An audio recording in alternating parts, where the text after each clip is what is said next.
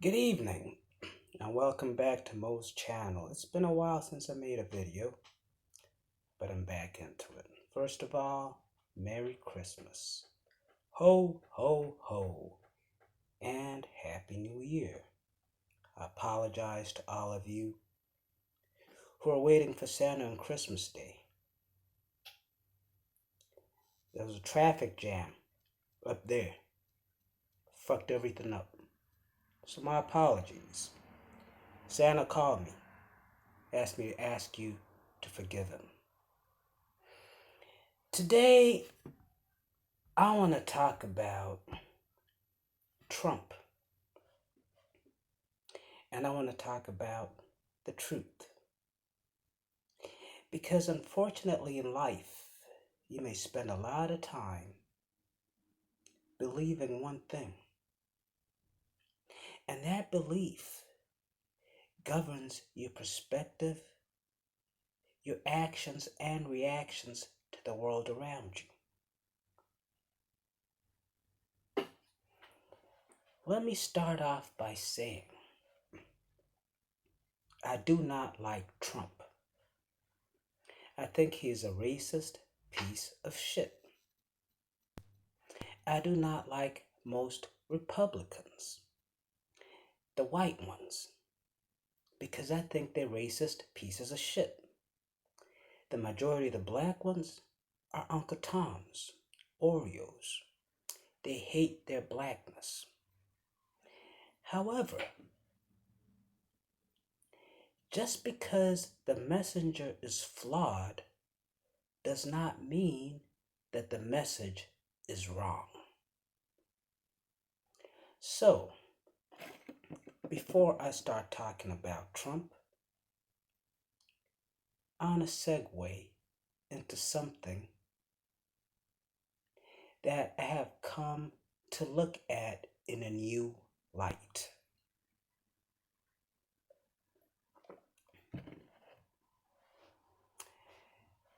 Slavery has a profound legacy in America. If you look at Europe, the British, the Dutch, the Italians, the Spanish, the Portuguese, they had slaves. But their slaves were in Central America, South America, and the Caribbean. So they did not live amongst the slaves. Therefore, their slaves got independence. Brazil might be a unique situation concerning the Portuguese, because a lot of Portuguese moved to Brazil. And then you had a lot of intermarriage or intersexualization within Brazil, such that within Brazil you have an amalgamation of people. Very few people in Brazil are pure Portuguese or pure black or pure Indian. That's the nature of Brazil.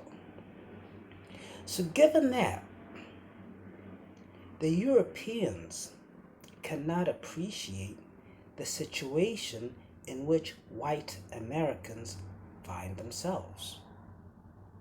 Because for Europeans, the slaves were over there. When they got free, they were over there. They got free and started their own country: Jamaica, Haiti, Trinidad, Guyana, Grenada, Panama, Costa Rica, Honduras, Chile, Bolivia. They had their slaves over there. They didn't have to interact with them on a daily basis. That's why Europeans' perspective of black people is different than Americans' perspective. Because in America, you had these people that were subhuman. When slavery ended, all of a sudden, they were human. Now, how do you integrate them into your society, white man? that problem has never been addressed. However, it is a common belief amongst black people in this country, a belief which I held dear to my heart. And I want to apologize. Before I speak to that, I want to apologize to all of you white people whom I've looked at as devils. Because I've come to realize that a devil can be white, a devil can be black, a devil can be Asian, a devil can be Latino. Race does not determine the evil content of one's soul. It is their character and their mind that determines whether or not they're a devil. So to all white people whom I accused of all being slaveholders, of all being discriminatory and oppressive, I ask your apology. You may choose not to forgive me. I understand that. But know that from my heart, I acknowledge that I was wrong. The truth about slavery is, number one, no white man, I'll say this again, no white man, no Portuguese, no Spanish, no American, no British, no white man ever went into Africa to capture a slave. I'll say that again. No white man ever set foot on African soil to capture a slave. So you may ask, how do they fill the hull of their slave ships if they never caught any slaves?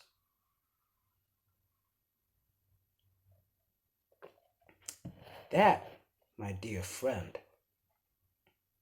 was the responsibility of the Arab man and the African man. It was the Arabs and the Africans who were going into Africa and capturing their own Africans, well, in the case of Africans, their own fellow Africans, in the case of Arabs, black-skinned Africans. It was them who was capturing them, tying them up like fucking animals, marching them to the coast of Ghana, to the coast of Senegal, to the coast of Ivory Coast, holding them up in giant prisons, cells.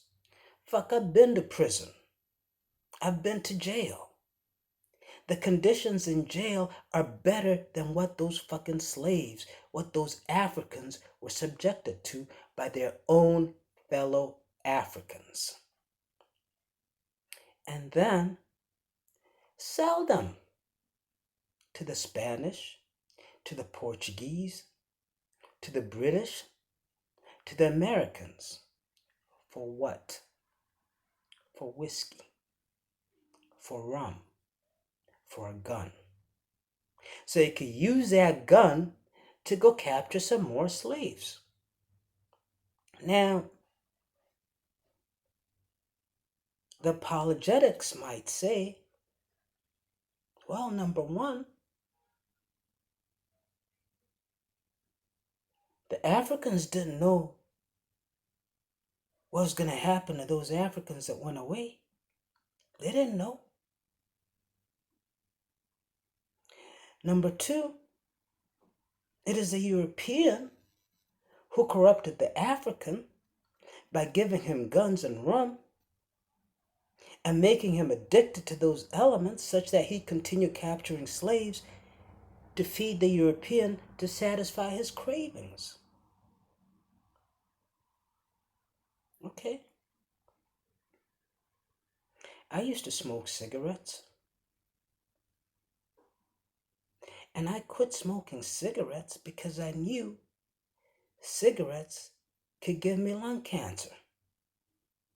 And I saw people who spoke through their throat because of cancer they got in the throat from smoking cigarettes. So I made the rational decision. If I keep smoking cigarettes, I might get cancer. I don't want cancer. So I quit smoking cigarettes. Those Africans who sold their fellow Africans into slavery knew very well what they were doing, and the responsibility lies on their shoulders, not on the white man, on the African.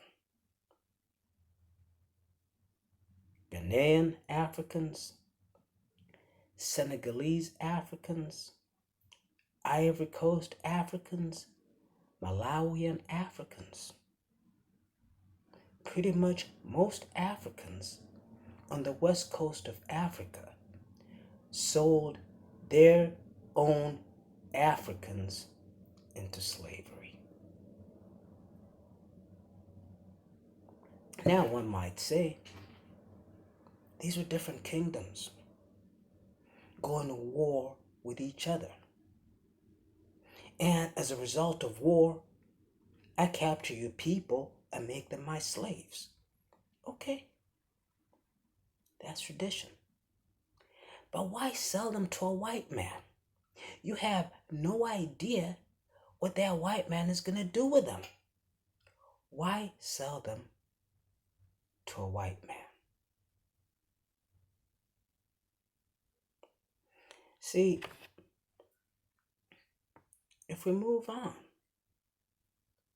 from Africa and come to America,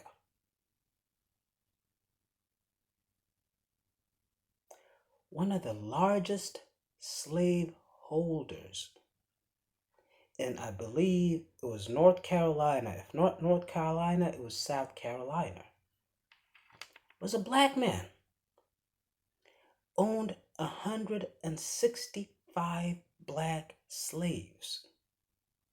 He would sell off infant children when white slave owners would not sell off infant black children. This black man would sell off infant black children. And may I add, he was a mulatto, a light-skinned black man who looked down on his fellow dark-skinned black people. 30%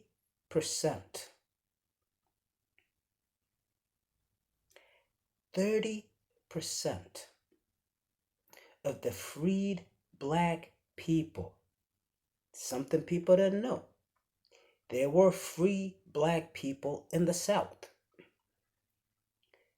30% of them owned slaves. You are in an environment where you see your fellow black man treated like shit, and you're gonna own your own people? Many, just on one point, from a demographic perspective, what that means is that the percentage of free black people in the South who owned slaves was greater than the percentage of free white people in the South who owned slaves. Because at that time, not all white people in the South were free. Some of them were indentured servants. So the percentage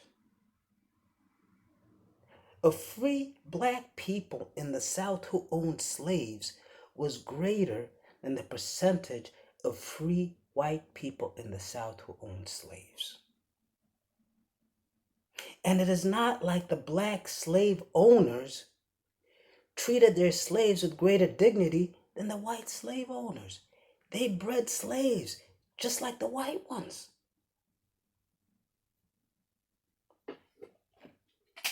I want you, as a black person, to sit back and think about what I've just said. Your own people sold you to the white man to be a slave. Then when you got to this country, your own people bought you and made you their slave.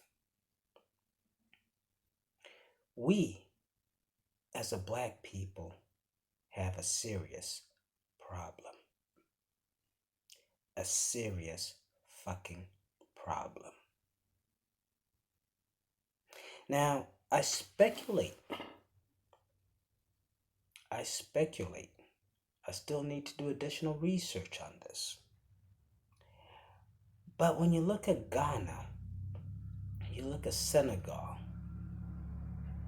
you look at Malawi, you look at Mali, these are Muslim countries. These are Muslim countries. When you look at the Arabs,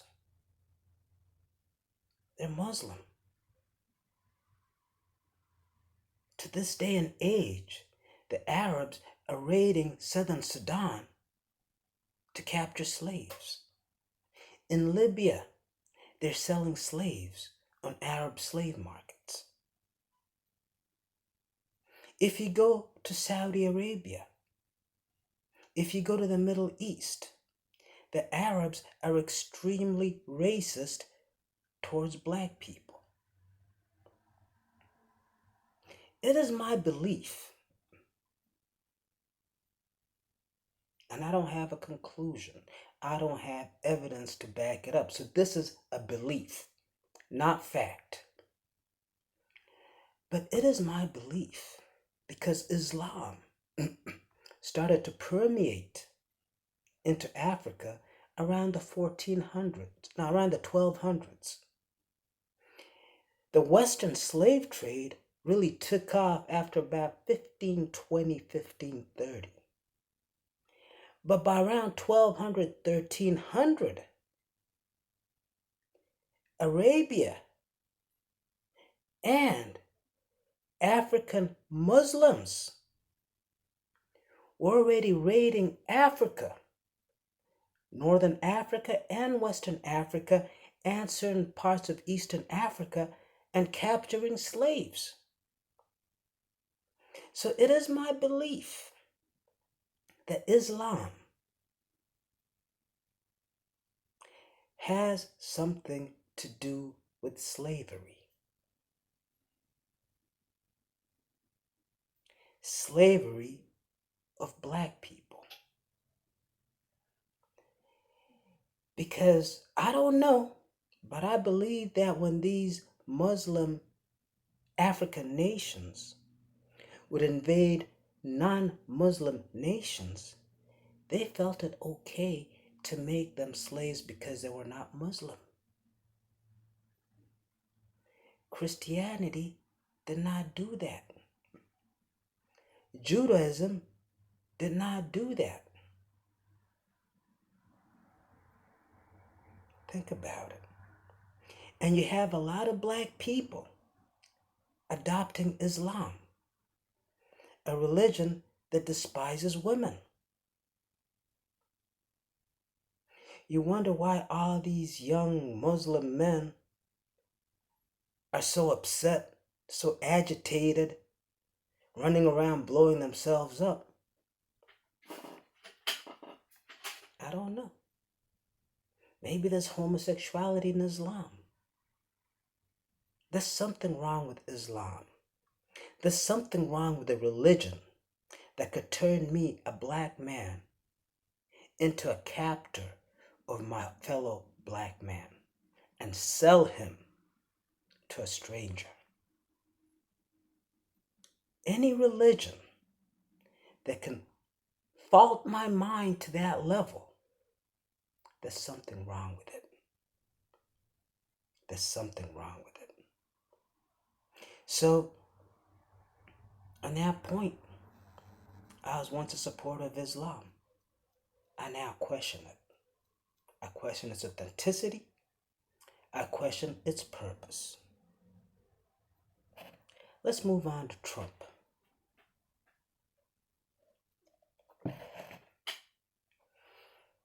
As I said, I don't like that piece of shit. But his message may not be wrong. The U.S. economy has been growing and growing and growing since that fool took office. The S&P 500, the NASDAQ 100, the Dow Jones 330, up, up, up. Every sector, up, up, up. Maybe there's a method to the madness of this fool. Because apparently, he's good for the economy. He's put China on notice. You're not going to take advantage of us anymore. Although, the problem is not China. The problem is American CEOs who exported jobs to China. And I think the best resolution of that, because when I was at JP Morgan Chase, I managed a project which involved HTC codes. Every product has a specific code for all the components that go into that product. And those codes identify where that component came from, such that if there are tariffs, whatever duties apply to this country or that country, and that country made this component, and I am GM and I need that component to make my alternator, I have to pay tariffs on that component. Hence, Mr. Trump, you could go out there and identify those companies such as Apple, Motorola, Caterpillar, and others who export U.S. jobs to China and other markets. You could identify what components of that product are actually made in the U.S. And those components that are not made in the U.S., you tax them at 300% tariff. What that does, it eliminates the benefit of me, what's his name? Tim Cook, sending 20,000 American jobs to China. Because if I gotta pay 300% on every product those Chinese make, I gain no benefit. None whatsoever. So him taking on China is good. It's good.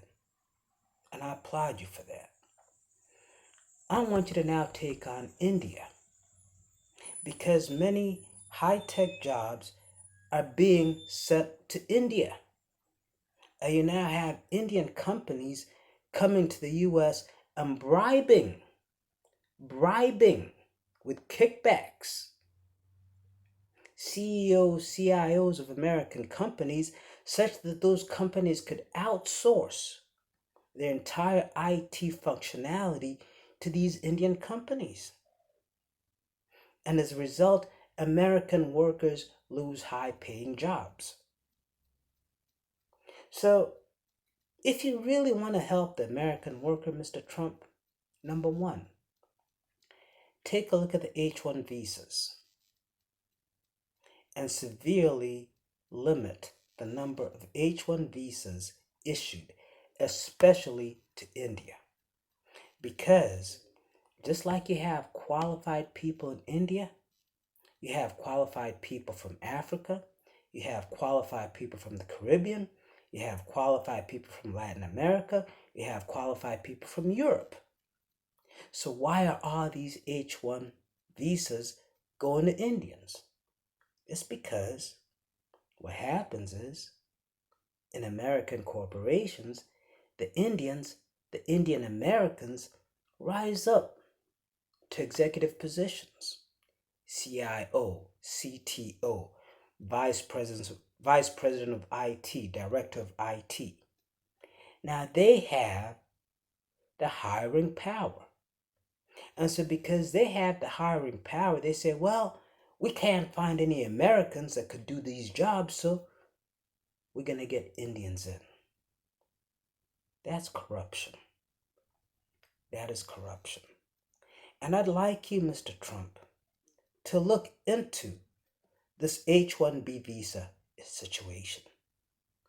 A lot of Americans, a lot of white Americans who were once into IT, developers, blah, blah, blah, blah, walked away.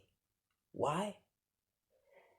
Because all the jobs were going to India. And as a result, the quality of product you get is inferior. I've been a project manager. There's some brilliant Indians out there. There's some brilliant Indians out there.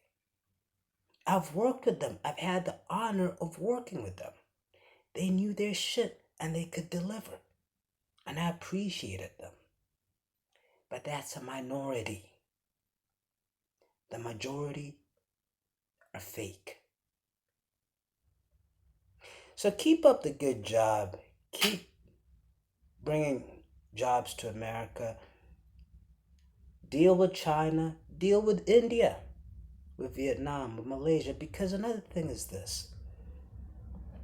To all of you people who like to go to Walmart, who like to go to Nike, to Foot Locker and whatever, and buy your Nike shoes, who like to go to Gap and buy your Gap clothes, you have no idea the conditions the person who made those clothes that you could buy so cheap lives through.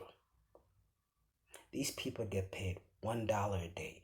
These people have to work 24, 36-hour shifts. Let me say that again. They have to work 24-hour shifts on their feet all day in Malaysia, Indonesia, whatever, Vietnam. They're treated like shit. So you could buy your $150 pair of Nikes. Think about it. Think about it. Nike, Apple, Gap, all of these companies are slave drivers. Yeah, they may wash their hands clean and say, well, we're not running that company out there. But guess what? If you didn't give that company that contract, they wouldn't exist.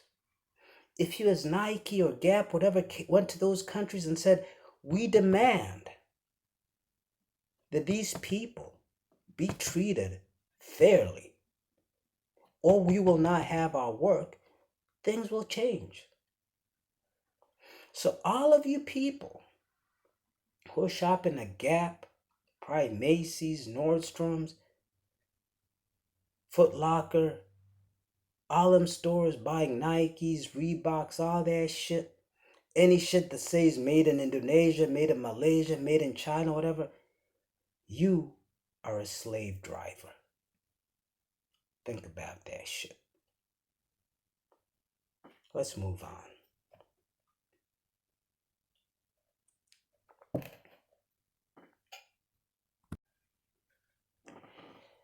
Let's talk about my buddy Trump.